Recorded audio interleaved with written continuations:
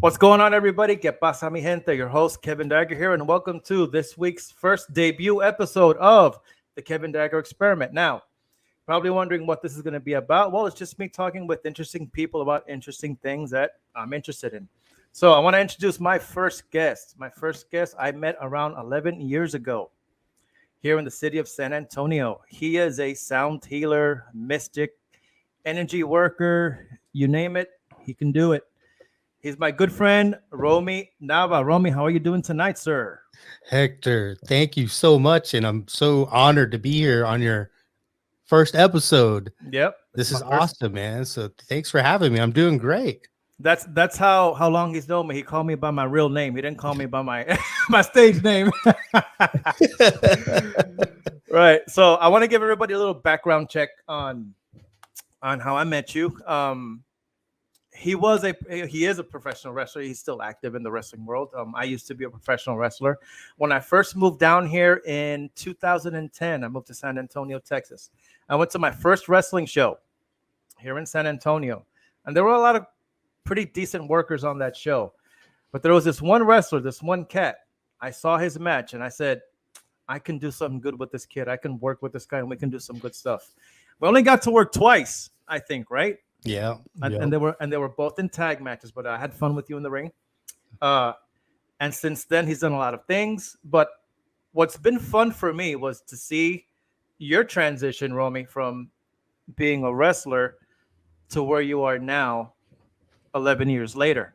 So tell us a little bit about that. You're wrestling, you're starting wrestling, and then how you transitioned into what you're doing today.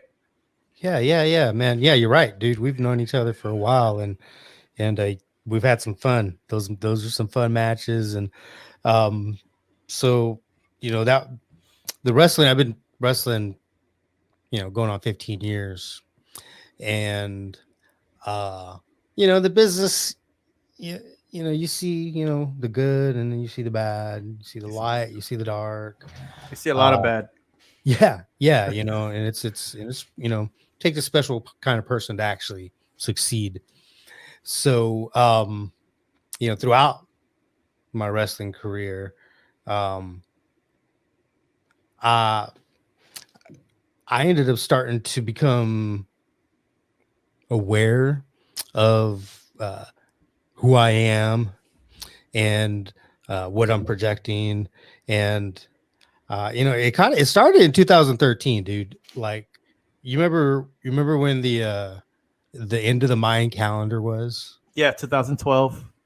That was a Yeah, big thing, and it's yeah, everything was going to end, and yeah. The fireworks world. and meteors, and everybody. And first of all, it was a big joke. That was divided between being a big joke and people who took it like literal, serious, like it's over. So was that what triggered it for you? Was that what kind of like opened you up to where you are now? It's it. Yeah, it's that week before that date. This cat that I worked with turned me on to a Mayan elder video, and this minor elder was talking about energy vortexes that they're getting ready for when the calendar ends, and the new age starts, or the new Hmm. whatever start. Well, I didn't know what the fuck. I didn't know, dude. So I saw this dude. I was like, what? Is Mayan elder? It's on YouTube, right?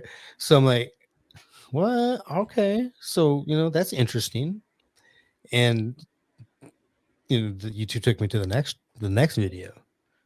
And then it was another Mayan elder talking about something different. So that opened me up to energies that we are. So I started researching more. I just started plugging in keywords like, chakras and energies and, vibrations and frequencies. And I started just learning, and uh, I started learning that our thoughts create our reality. That was one of the first things. Is like that kind of blew my mind. I'm like, okay, I'm open to what I'm hearing, but what am I hearing? You know what I'm saying? Yeah, because it sounds real odd. Like at that first impression, like you're like, what the hell? I mean, seriously? Yeah. Because we're brought, we're Latino, so we're brought up in a certain environment of what spirituality is, correct? Yep. And Yeah. to be introduced to this, it can either scare you off No. or it can make you very curious. And I think that's where you went. That's the path you took, right? It was, and I was super curious, super curious. So I started researching and just started like, I found this video series, animated video series called Spirit Science. Oh, yep, Have you heard of it? Spirit Science. yep. So I just binge watched it, dude. I like binge watched it for like a week and caught all the way up, and I was like, oh my god, uh, uh, what am I talking about? Fucking dimensions and this different frequencies that we see and and meditation, and so I just took it all in, dude. I just started learning. Um, uh, and I started learning that we all have some sort of shit that we need to work through, that we're working through, and that we need to heal from. And uh, things start things start changing. Your perceptions about the world start changing because you're starting to open up your mind to different subjects that you weren't ever taught, right? And everything you learn that everything in this world is a part of duality. There's a good and a bad. So you start learning about spirituality, and then you start learning about some of the bad stuff, but then you start experiencing some of the good stuff, the synchronicities, the divine coincidences that happen is just amazing. um so it opened me up to just take it all in as much as I can, learn as much as I can. So, uh, learning to meditate was the first thing that I really focused on.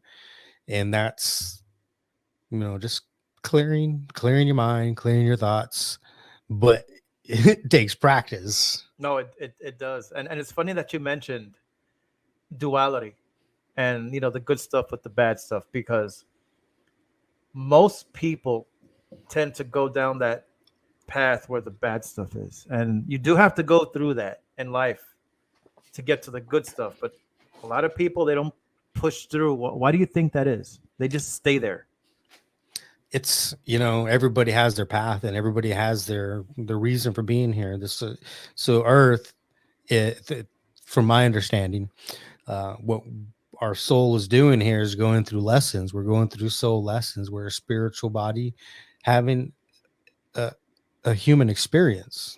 So this incarnation, we're here to learn, right? And it's up to us, to remember who we are. So when we're incarnated on Earth, our memories of all of our past lives are wiped. So the goal is to learn who you are again and get that much farther in the game, if you will. So some people just, that's their soul contract. I mean, it's who knows why they don't move forward. It's, you know, uh, it's written in their soul contract.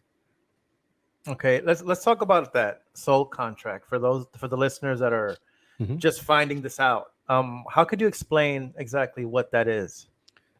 Yeah. So, from my understanding, soul contracts, our soul families have uh, incarnated here on Earth from the other realm, right? From the fourth dimension. And when we incarnate onto this Earth, we all have a plan. We're like, hey, like me and you obviously have a soul contract because we're here right now doing this for humanity. Right. So our souls were on the other side saying, hey, bro, so this time, instead of me killing you in Rome, or me, doing this to you or this happening, how about this time we plan this out. And so when we incarnate, our soul path will meet when we decide on the other side. So that uh, every soul has a soul contract. So they write out they have everything written out that's going to happen to them on Earth. Okay. All right. And yeah, That's interesting, man. I mean, a lot of people. I mean, when you look at philosophies, you know, a lot of people have their own way of interpreting things. I myself, I'm very curious in a lot of subjects. So the soul contract to me sounds like everything is predetermined. Is that correct, or is it kind of? yeah, pretty much. And that doesn't mean that it can't change. So what we're starting to find out is we can rewrite our soul contract. We can change our destiny through being aware, being self-aware. So if we just go through life without finally getting it and finally waking ourselves up, Going through the motions, right? Just going right? through everyday life. Yeah, if you just go with the motions, follow the crowd, and just sit in your comfort zone, then you're probably not going to move forward. But if your soul and your consciousness and your soul is ready and is self-aware, then you can make these conscious decisions to change your destiny. Okay, so you were going through the motions of life, right? You were just your average Joe wrestling, going through, job 9 to 5. When did you, even though you were introduced to the subject, to this other world or this other spectrum of the world, what moment was like where you got it, where you're like, I think I'm supposed to go this way? Because a lot of people are introduced to subjects, but they just brush it off. What did you find interesting, or what called to you to say I need to keep going down this path? I connected with a teacher of mine that would give me guidance, and it wasn't an aha moment. It was more of a slow kind of like, because I, like I said, man, I just started just researching, started delving in, and just taking it all in.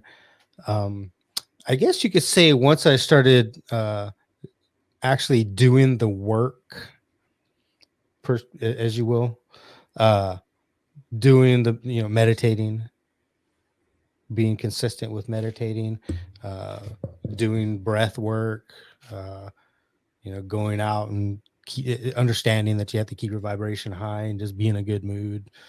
um once I started getting more consistent with that, then I knew uh that I was attracting certain people to my life that I'm helping. Okay. And I started giving them guidance, and it was helping. And I started feeling like, hey, I'm a pretty good listener. And I'll give guidance, if asked, but it was something that made me feel good, made my soul feel good. So yeah, I knew that I was going to be some sort of energy worker, some sort of, you know, healing facilitator, help people heal themselves. Um, and, I've learned a few different modalities. I've learned Reiki. I've learned the Dolores Cannon's quantum hypnosis healing technique. How long did And that take? oh, that took about couple months for the course, and I'm still practicing as an intern, so I'm not a full-on level 1 practitioner. So I have to give a bunch of case studies, and then once I get there, then I'm good to go. And that's really neat, dude. I don't know if you ever heard of that. No, I've heard of it, but I've never actually talked to someone who's going through it. And it's not the same. You read about it, then you get to talk to someone who's like, yeah, I'm going through it, and it's like this, and so that firsthand confession or experience is more intriguing than you just going online and reading about it. You know, does that Yeah, make yeah, sense? yeah, yeah, yeah, yeah. Yeah, man, it's cool. It's so Dolores Cannon, right? So Dolores Cannon is a hypnotherapist, and she's done hundreds of thousands of sessions, right? Right. And she initially started with the past life regressions and was going through, helping people through their past lives and, helping them uh, in today's life, going through those experiences and understanding things. So she ended up tapping into a different source when the client was in hypnosis, and the source was the subconscious. She tapped into the subconscious, and the subconscious was able to give the client answers, or anybody that that was asking the answers to any questions about history, about anything metaphysical, um, about what happens on the other side. So it was interesting. So she ended up using this technique on all of her other clients, and has thousands and thousands of records of the be tapping into the subconscious, and they all have the same story about what reality is all about. And the soul contracts is one of them. That's from Dolores Cannon's work. Okay. So all of these clients don't know each other. They don't know who each other are, and they all have the same story when they're in hypnosis using this technique. Could you tell us what they actually refer to? Because I guess from what I can tell is that the like our mental state is like just the surface. Hmm. Once you tap in and you break through the subconscious, it's just like you're opening the floodgates. Is Yeah. that correct? Yeah. So let's So what do they say, talk about? Yeah. yeah, let's make a different perspective of the subconscious. The subconscious in this regards is the collective consciousness. Okay. Everybody is connected to this realm, where we have the ability to connect to this realm. And that's what we're working towards, to be able to consciously connect to this realm, to get answers, to speak telepathically, to tap into all our innate abilities. So the subconscious is being tapped into through this technique, and you're able to tap into answers, man. I can tap into your higher self, somebody else's higher self, and you'll get the answers from the actual person that's under hypnosis. So one of the main stories is, let's see, um, the waves of volunteers, right? So there's like three waves of volunteers. There's the first wave that came, during the hippie era, 60s, 70s, and they were like the first hippies, the first people that got it, that were like, witches and mystics and, uh, you know, love and high vibration and, tarot card reading. And so they were all psychic, right? Right. They were born with abilities. Well, they were the first wave of volunteers, these souls. They said there was a clarion call, um, the harmonic convergence. I think it was 1987. Uh, mm, I may be wrong in that time, but so what initiated was these volunteers to come through. So the first wave came through.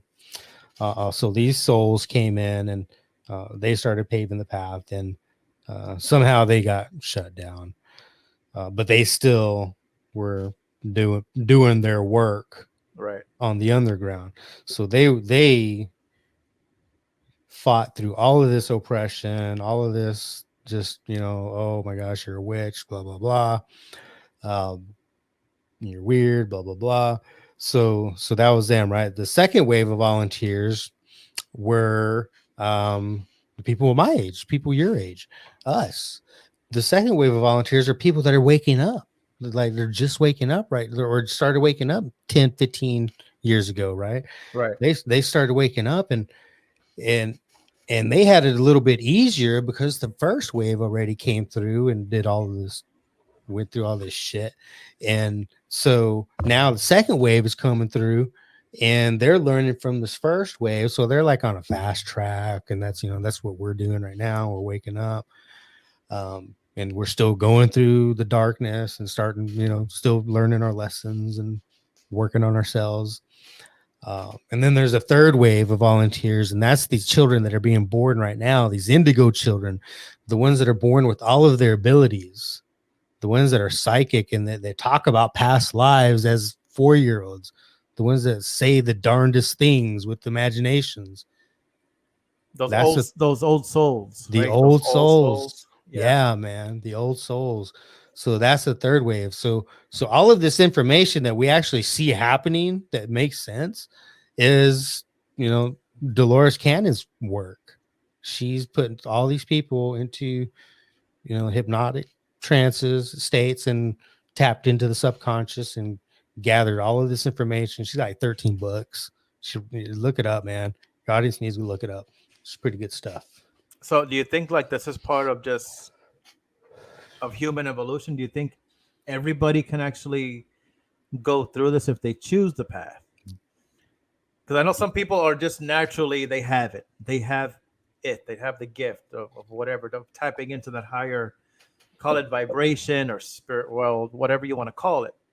But do you think everyone has that chance if they choose so to do this? Yeah, absolutely. We're all born with this innate ability. We're all born on a fresh slate. We're all the same souls. See, after we die, all our powers come back. So we're like, oh God, oh man, I could have done this.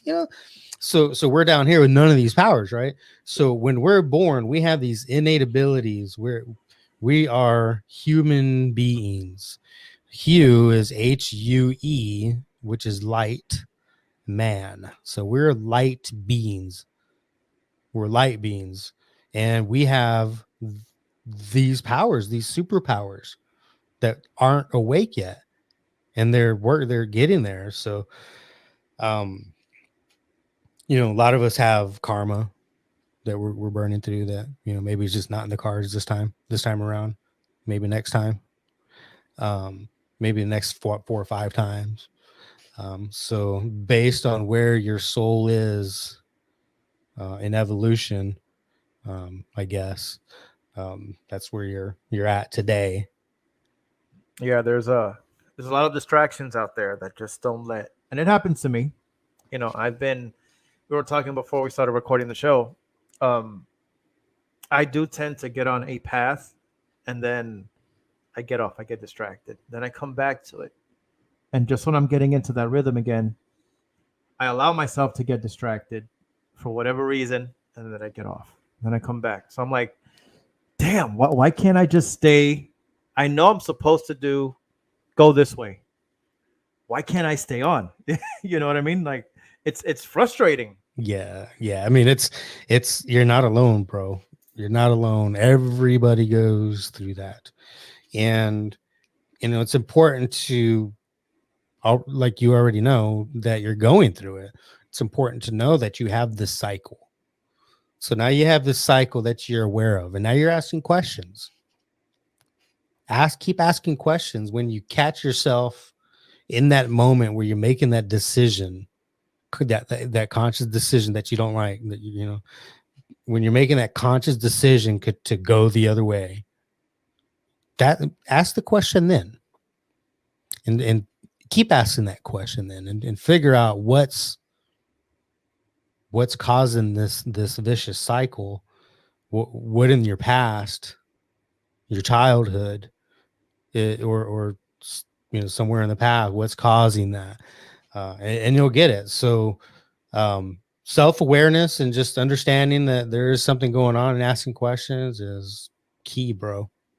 Yeah, because I was gonna ask you that when you choose this path, like step one is like you have to get into meditation. That's like step one, basic. You need to do it. That's the cardio. If you're training, this is the cardio, the meditation, right? Yeah. Everybody hates to do it. Yeah. You hate cardio, but you need to do it if you're gonna win a race. You know, when we were wrestling, Wow. Wow. when we're wrestling, you hate Yeah. running the ropes. You need that Uh-huh. cardio. They do Now you're gonna blow up blow up, drills. right? You're gonna those blow up drills. They were a bitch, but they were fun. At the Yeah. end, you like them. Yeah. You know. Then when you see Yeah. all the newbies, you're like, oh, now you get to do it. Yeah. But when I do, when I meditate, I mean, I start off with the prayer, and what turned me on to meditation, confession. You know, it was The Secret. You remember The Secret? Oh yeah. Yeah. And let's be honest, that movie was it was just a selling point, and they made it real easy. You just sit down and you wish. You know, they didn't exactly explain the work you have to put in to achieve what you want. But not only that, but the vision board, I do believe in it, because it does help you focus. But when you sit down and you go through the visualization, that's meditation right there. It's you focusing on what you want.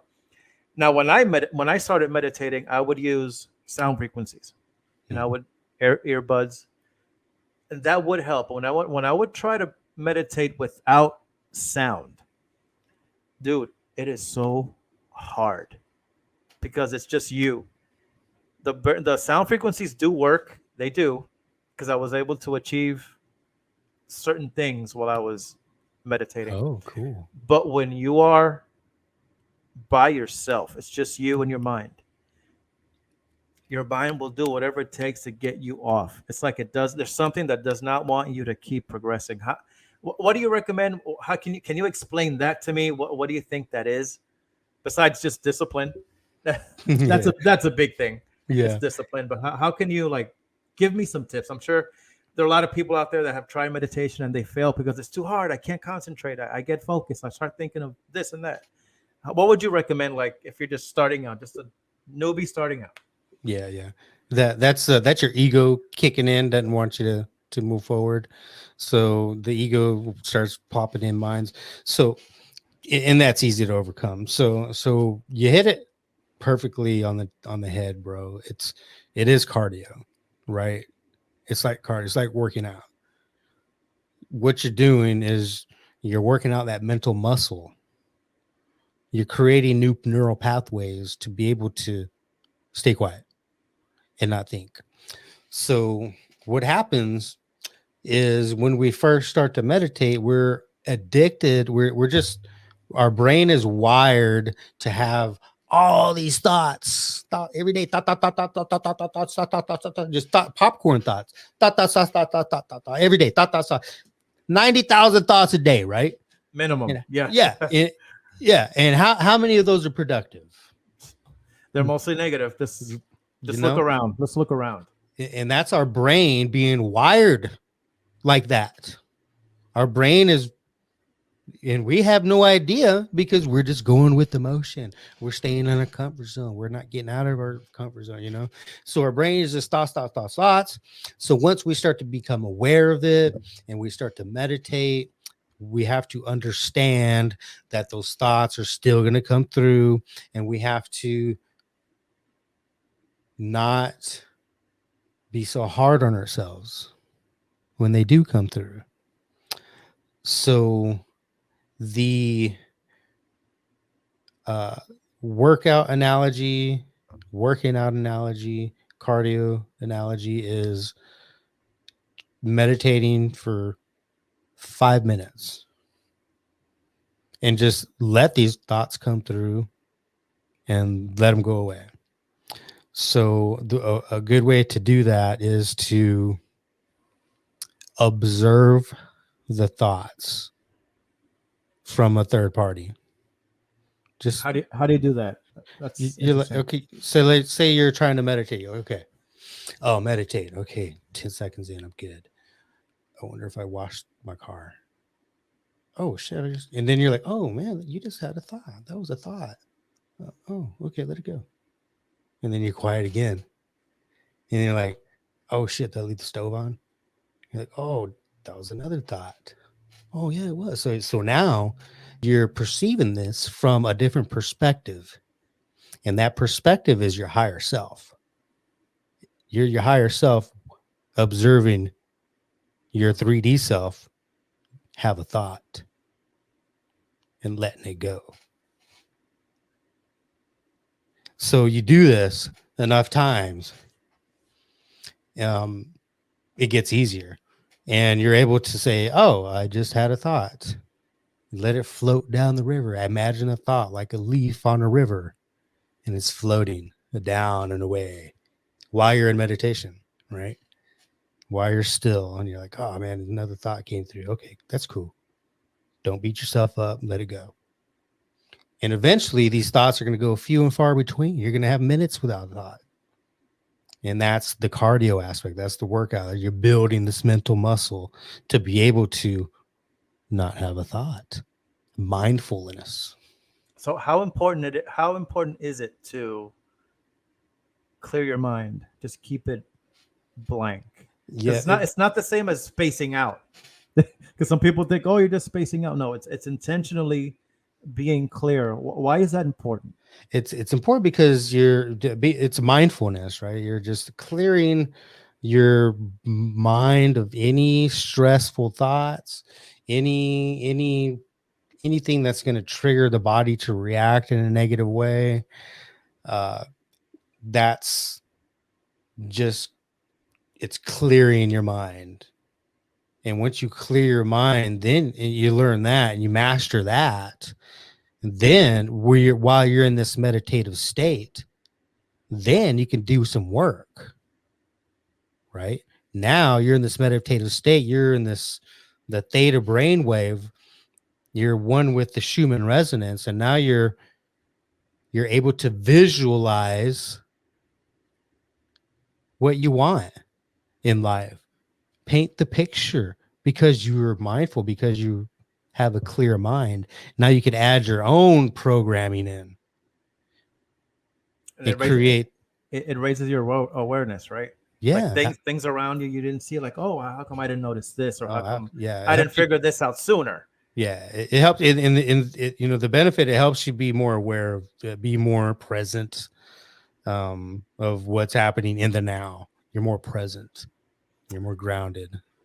And that's just one person meditating on their own. Why is it so important to have these group meditations? Why is it so?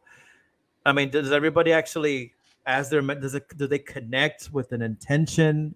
Does it become, are they crossing the streams? Like in Ghostbusters. how did this? Like I've seen studies where, I think it was in Chicago in the 80s or the 90s. They took they did a group meditation, and they were able to lower the crime rate ridiculously. Like it was like a 20-something% drop just with meditation. So how does a group meditation actually influence the surrounding area, the physical, not just the spiritual, but the physical? Yeah, man. I was just going to talk about that article you talked about when you brought it up. You see. Yeah, totally. See, we were connecting. So our brain waves were connecting in this realm, this unseen realm, in these ethers. You see the all this space in front of us that we can't touch or see is the ethers, and we could tap into that through our magnetic being. And when we meditate, we emit this energy out, and that's just one person, right? That's the microcosm. And then now we have a macrocosm. So we have more people in the same area or whoever else connecting. Yes, they are connecting. Their energies are connecting. The intentions are connecting. And it's called the collective consciousness. It's called group meditation, but we're all collectively connecting in that. And if we all have the same intention, world peace, or, move the hurricane this way. If we all have the same intention, we can make a difference. I've been part of groups that were all, gifted and did group meditations. And I've seen where a storm was dissipate or a move a certain direction after they did, or after we did a group meditation. Science is not going to tell you that. the mainstream is not going to tell Well, you not that. not the mainstream science. Yeah, but that's, yeah, so that does have an effect. We have um there's an ability that we have, it's called remote influencing.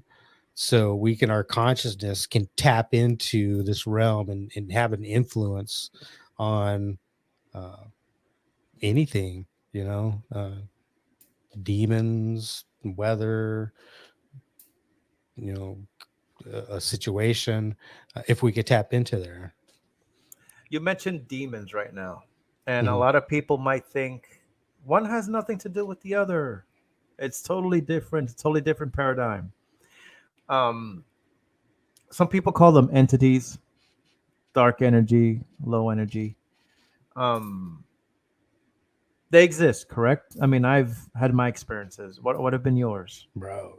Yeah, they exist far more than we really know. I started becoming more aware of just how people who are in a low vibration act different. Somebody drinks so much they black out, and now they're a dick. They're being, that's not you, bro. That's somebody else taking over, man. That's so it's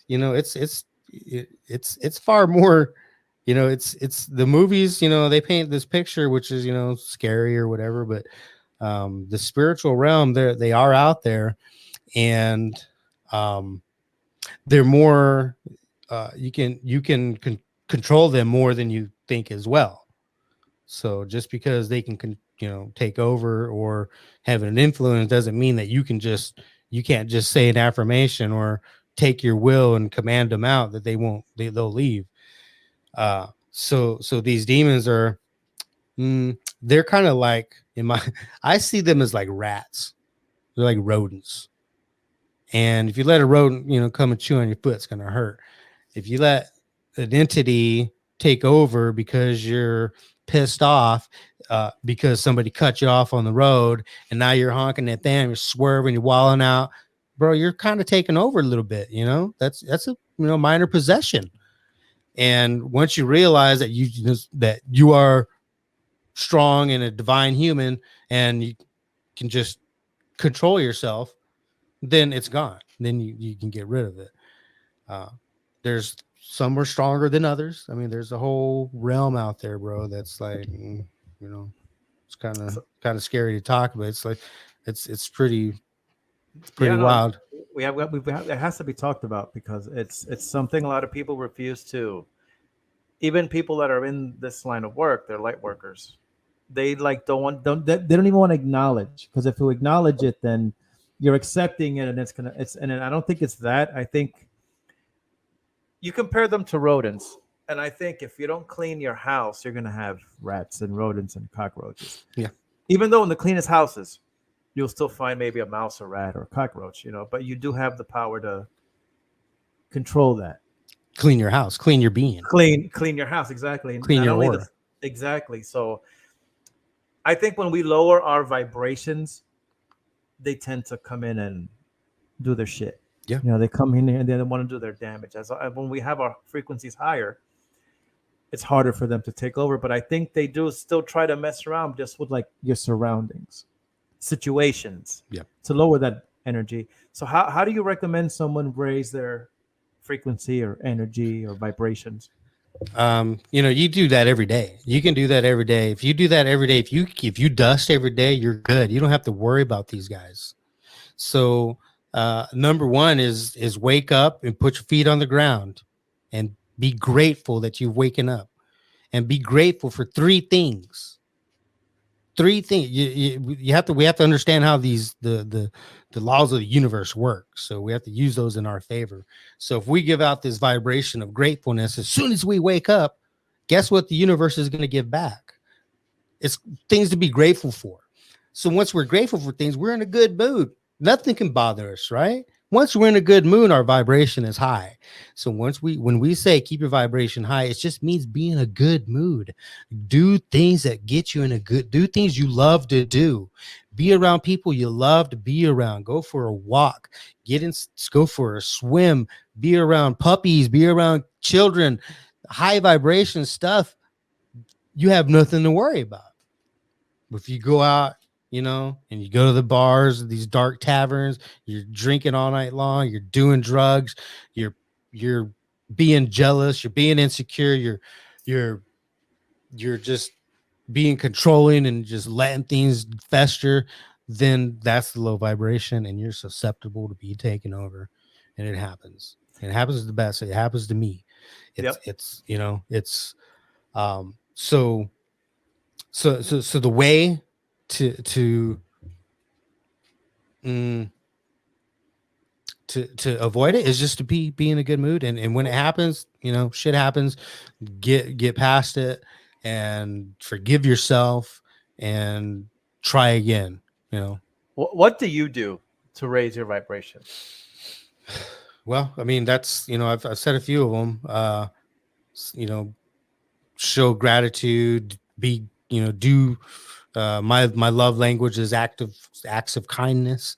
So I perform acts of kindness all day long, open the door for people. You know, it's, exercise and eating right, helps with your vibration. Moving around, it's Just it stay starts, active. Just yeah, stay active, right? it starts from the beginning. It's a bunch of different things that just collectively keeps your vibration high. The point I'm trying to make is, if your audience is like, what do you mean vibration high? How do I know if my vibration's high? If you just feel good, if you're in a good mood, you have a lot high energy, your whatever you're doing to get you there is keeping your vibration high. Cleansing, saging a lot, helps with the air and removing any negative energies. After shit happens, after you have a meltdown or something, Yeah. you sage, and I like to say the affirmations, also, I am divine, I'm a divine being, I control my energy, I am love, I'm abundant.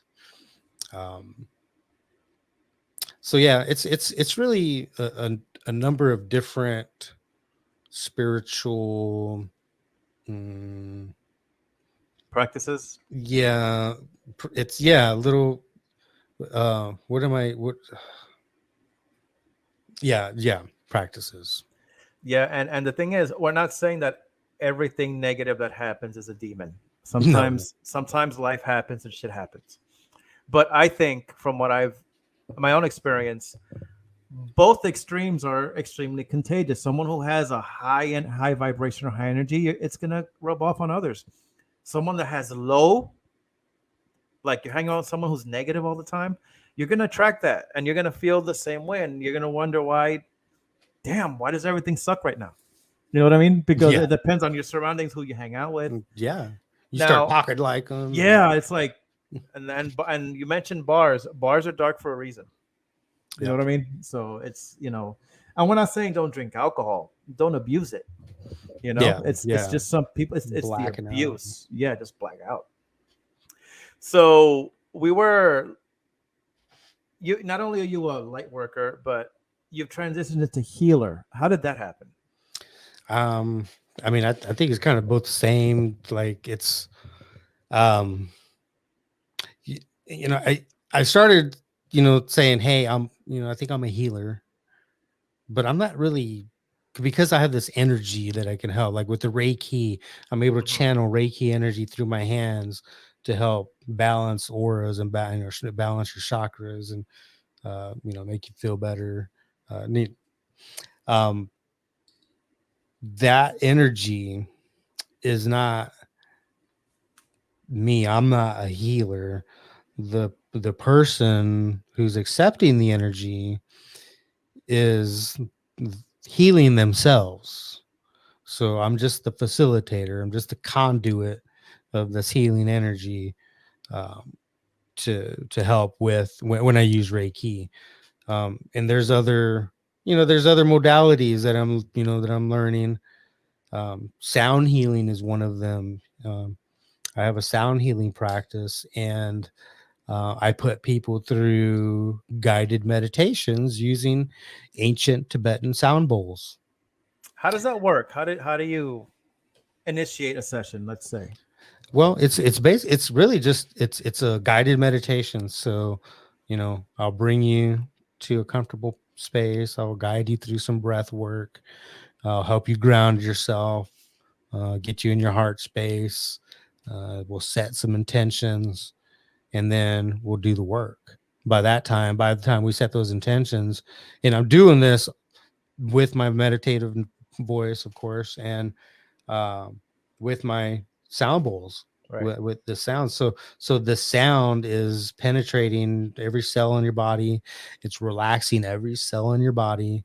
So that's helping you get to that theta brainwave level, which is where we're trying to go, that meditative space. Uh, and and that helps facilitate that. The bowls help get you there, get you relaxed. You said you need frequencies to help relax. These are frequencies, and they're gentle on the ear. They sound great, dude. And so yeah, so once I get you in that meditative state, then we do the work, whatever we were guided to do in this session. So it takes the same energy from the patient, the person who needs healing, and you. So it's not just you. Some people think, oh yeah, I'm going to put my hand on your forehead and you're healed. It's not like that. There has to be participation on both sides, right? Yes, the client has to believe that this works. If we have somebody here trying to test you and see if it works or not because they don't believe it, then it's not going to work. It doesn't work that way. The person has to believe. That's the number one ingredient for any of this, for anybody with their innate abilities, with these far-fetched theories that we're talking about. The number one ingredient for this to happen is for you to believe. You see, what you will receive what you perceive if you believe. See, everybody needs to write that down. Repeat that. You will receive what you perceive if you believe. That's ain't that the truth? Yeah. So that's the number one ingredient is you have to believe your faith. You have to believe it. And once you have both parties on the same page, and now we're tapping into this realm and self-healing ourselves, man, it's magic, dude. Literally. I've seen some stuff. I mean, we can go on for hours for the stuff that I've witnessed. But you also do oracle or tarot readings. Is that accurate? How does Talk about that a little bit, because there's, I mean, we can go on forever because you do so much. Oh, you dude, have I could many talk hats, forever. dude. Hell yeah, bro. But let's talk about the oracle tarot reading Yeah. aspect of it. How does that work? Yeah. So those are just tools to help you tap into your intuition. So once you start being more self-aware and you quiet your mind, and you start to have a relationship with yourself, your higher self, your thoughts, your conscious thoughts, then you start to develop this intuition. You start to be able to tap into the ethers around us and get information, and they come through. So now you have these thoughts. You're like, okay, I'm pulling this card, and this thought came in. Okay, so this is what I'm talking about, blah, blah, blah. So that's your intuition coming through and channeling the reading. So the cards are just a tool, which I'd rather use because I'm just new to this. I just practice. So yeah, So, it's and I know I've seen you do live readings on Facebook, right? I always thought the person had to be physically in front of you for you to be able to do a reading.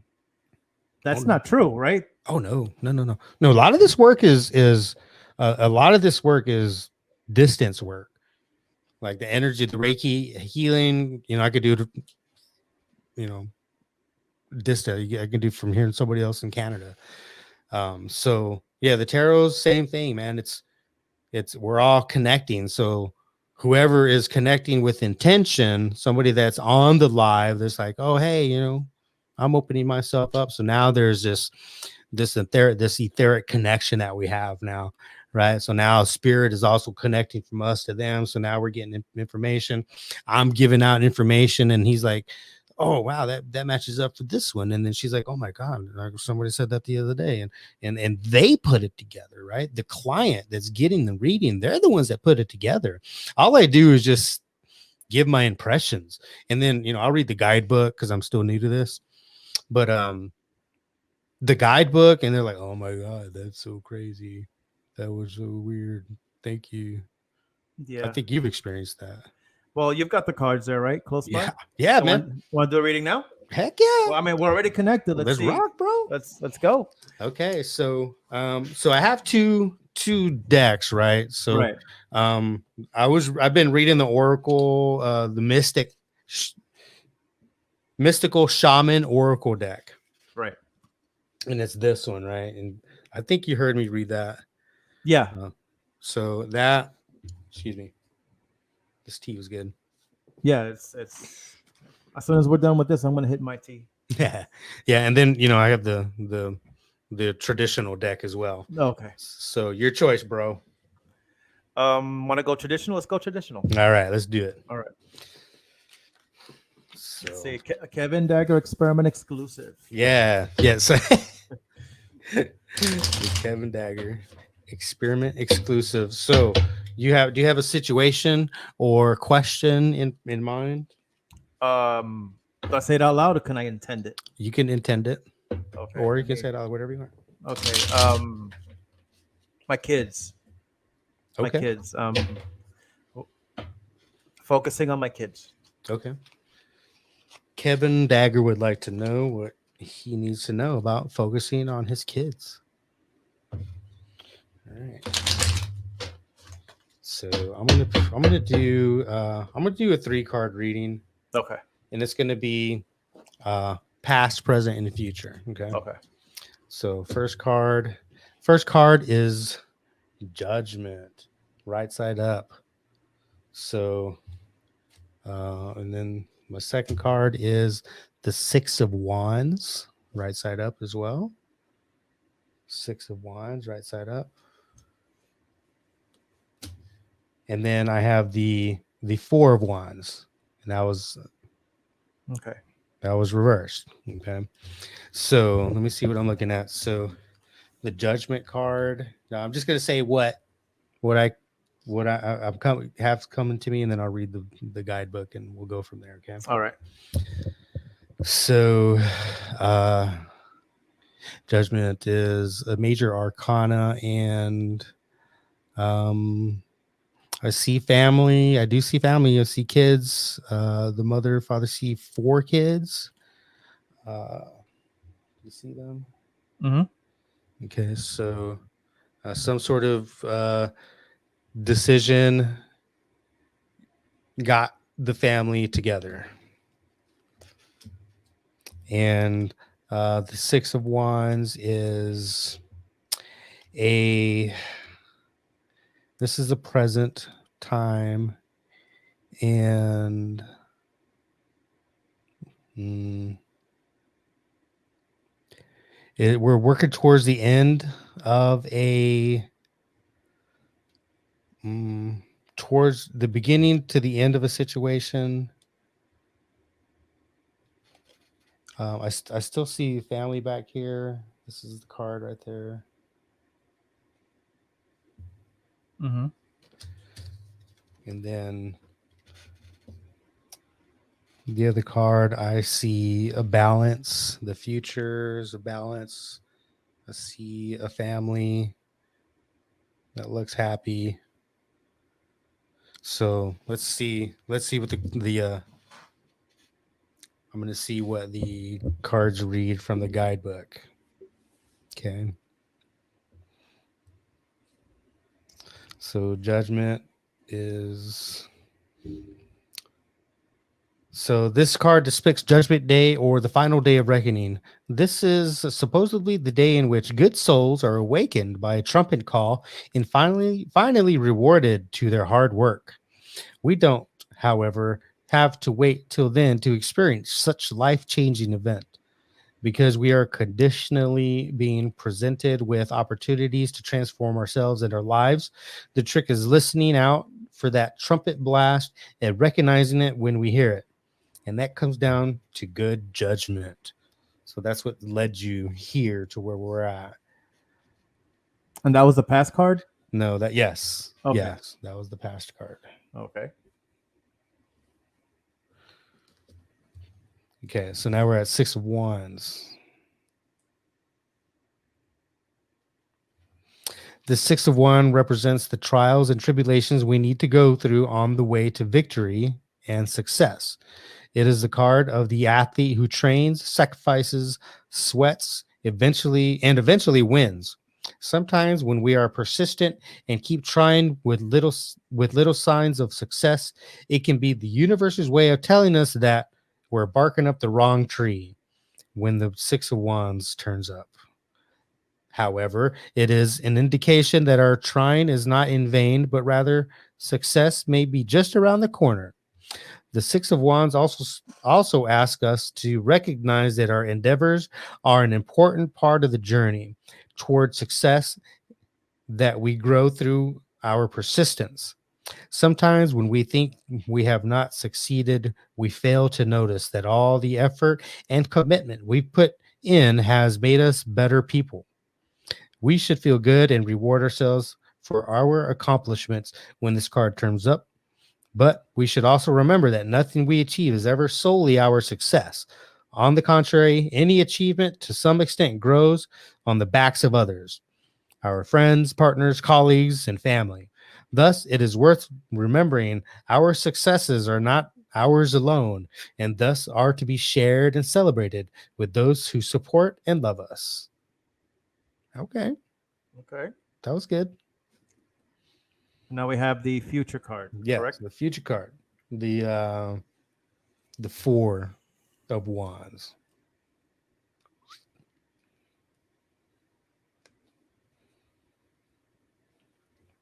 Okay, so the 4 of Wands in this position suggests that you may have allowed your excitement to take over. Perhaps this meant you ignored the more cautionary voices warning you to take things a bit slower. You may, as a result, have experienced a lack of balance in various aspects of your life. Of course, it is great to follow our enthusiasm from time to time, but try, if you can, to level this with adult voice within you. So I pulled it in reverse. So that's where that came from. So what the kind of the overall theme I'm getting here is that you've worked hard to get where you're at, and you're finally starting to reap the rewards today. It's starting to happen. Things are starting to click. You're starting to find your rhythm, and be sure not to go too fast, though. Be sure to stay grounded and to just not make any rash decisions. Make sure you're grounded with any decisions that you make. Um, um, if you do that, then you're going to continue. You'll continue up to the 9 of Wands, to the Ace of Wands. You'll continue up with your success. Yeah, I asked you because a couple of months ago you did a reading, and I hopped on, and I said, "Romy, I'm here. Give me one." And you gave me one, and I remember it was one card. It was the rattle. Oh, And you looked it up, and it said, to sum it up, it was, don't allow yourself, don't allow your expression to come out. Don't let your fear hold you back. If you have a feeling to do something, do it. And one of the things is what we're doing today. I started with the YouTube channel, and I've allowed myself to stay open. right. And I'm like, huh. And I was debating whether I was going to do it or not. And when you pulled out that card, I'm like, there it is. I need to do it. It's going to be a slow start, but we're going to get there. So I, by personal experience, can vouch that Romy is legit. He's legit because what you read now, and I did ask you, I was focusing on my kids. Hmm. Sure enough, the things that you said did match up with what I'm focusing on right now. Cool, man. Cool. So I'm glad it resonated. it did. He's legit. That was cool. Yeah, I just like I said, I'm just the tool, and I just like, I got the overall picture at the end, so I just let my intuition kind of just go through. So I'm still learning. I'm still new to this. I'm not great at it, but I appreciate every opportunity I can to give a reading to anybody. So I do offer free card pulls when I go online. And you do have a schedule and all of that, and there are Yeah. and you do some online for free, and then you do some personal consulting as well, right? Okay. So yeah, I mean, you could find me on Instagram, Romy Nava 24/7. You can book a session with me there. I offer the tarot card readings, the sound healing sessions. And if you're interested in helping me practice at QHHT, you can look me up there. Facebook, you can find me on Nava Stay. That's my Facebook page, NAVASTE. RomyNava.com is under construction, soon to be published. But yeah, I mean, you can find me on there. And in San Antonio on Fridays, I'm at the Eagle's Nest, and I'm offering free one card pulls and sound healing sessions there as well on Fridays. Awesome to know. Well, you know what? This was a great conversation. I mean, we can go hours. There were a bunch of things I had written down that we haven't touched yet. So we'll do a part two soon. We'll do a sequel, man. We'll have some fun. Any parting words for our the audience, Romy?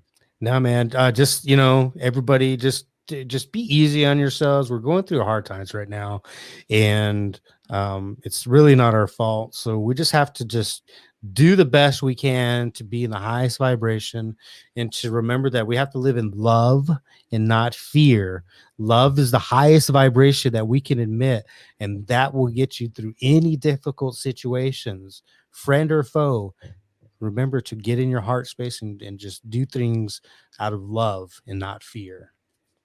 Well, there you go. So for Mr. Romy Nava, this has been Kevin Dagger. This has been one hell of a conversation. I want to thank you guys for spending the last hour with us, and hope to see you guys next time. Take care. Nos vemos la próxima. Bye bye.